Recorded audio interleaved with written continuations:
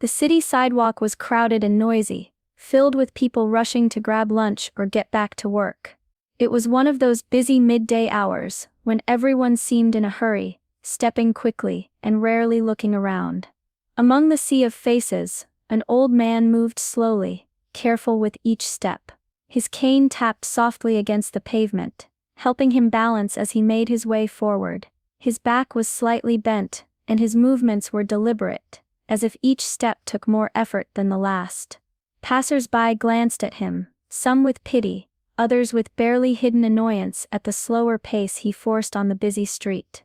A few had even whispered or smiled cruelly before, mocking the cane he leaned on like a prop. Not far behind, a young man walked with a sharp confidence. His steps were quick and impatient, eyes focused on his phone more than the world around him. His jaw was tight, his shoulders squared like someone used to getting what he wanted. There was an arrogance in the way he glanced sideways at the old man, a look that said he thought the old man was weak, maybe even a burden to the flow of the city. The contrast between the two was clear, age and experience versus youth and hurry. But beneath the surface, there was something neither of them could see yet, a story waiting to unfold, one that would change the way the young man saw the old man forever. The young man's phone buzzed in his hand as he stepped forward without looking, nearly bumping into the old man. The cane tapped sharply against the ground, and the old man paused, steadying himself. The young man glanced up with a frown, annoyance flashing across his face. "Hey, watch it," the old man said quietly, his voice soft but firm. The young man smirked and leaned in closer, blocking the old man's path. "What's the rush, Grandpa? Going slow on purpose or just too weak to keep up?" His voice was loud enough for others nearby to hear. Some people glanced over but quickly turned away, not wanting to get involved. The street was busy, and most just wanted to keep moving.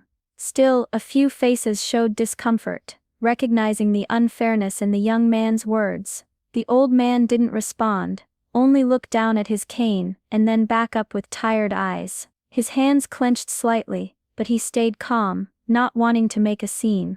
The pain in his body was real, but the sting of the young man's cruelty was something deeper. The young man laughed and raised his voice. "Seriously, you need that thing just to walk? Pathetic. You should just stay home and not slow everyone down." His words echoed, sharp and cutting. A couple of people slowed their pace, watching quietly, unsure whether to step in. The old man's face tightened for a moment, hurt clear in his expression, but he said nothing. The tension between them grew thick, like a storm waiting to break. The young man's mocking wasn't just about the cane anymore, it was about power, about showing he was better, stronger. But no one knew the truth behind the old man's slow steps. No one saw the battles he had fought, the sacrifices he had made, and soon, everything was about to change. The old man's calm didn't last much longer. With slow deliberate movements, he reached inside his coat, and gently pulled it open. The young man watched, curiosity mixed with lingering arrogance, but what he saw next stopped him cold. Pinned to the old man's worn jacket was a combat badge, its metal edges dulled and scratched from years of wear. The badge told a story all by itself, of courage, sacrifice, and battles fought far away from this busy city sidewalk. It wasn't just any pin. It was a symbol of honor, a mark earned through pain and bravery. For a moment the street seemed to quiet around them. The young man's smirk vanished, replaced by wide eyes. He took a step back, his mocking words caught in his throat. The harsh tone disappeared as he stared at the badge, the weight of what it meant sinking in. The old man's eyes met his, steady and proud, but carrying the weariness of someone who had seen too much. There was a silence that stretched between them, heavy and real. It was as if the years, the pain, and the memories that Cain couldn't hide were now laid bare in front of the young man. In that silence, a flashback flickered for a moment, a glimpse of the old man, younger and stronger, in uniform. The noise of gunfire in the distance, the smell of smoke and dust, the brotherhood of soldiers fighting side by side. A sudden explosion, the sharp pain that changed everything, and the long journey back to this slower life. The young man's heart raced, panic rising inside him like a tide.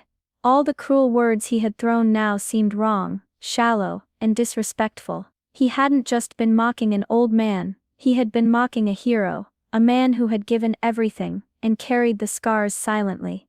Shame flooded the young man's face, his eyes dropped to the ground, and for the first time he felt small and uncertain. There was so much he didn't know, so much he hadn't understood until now, but he didn't say a word.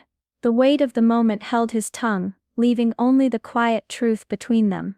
The young man finally opened his mouth, trying to find the right words. "I didn't mean to, I'm sorry," he stammered, his voice cracking. It was the first time he'd shown any real emotion, and the old man simply nodded, his face unreadable but patient. Just as the tension began to ease, fate stepped in. The young man took a step backward, distracted by the weight of his own shame. His foot caught on a loose crack in the sidewalk. Before he could steady himself, he stumbled forward, nearly losing his balance.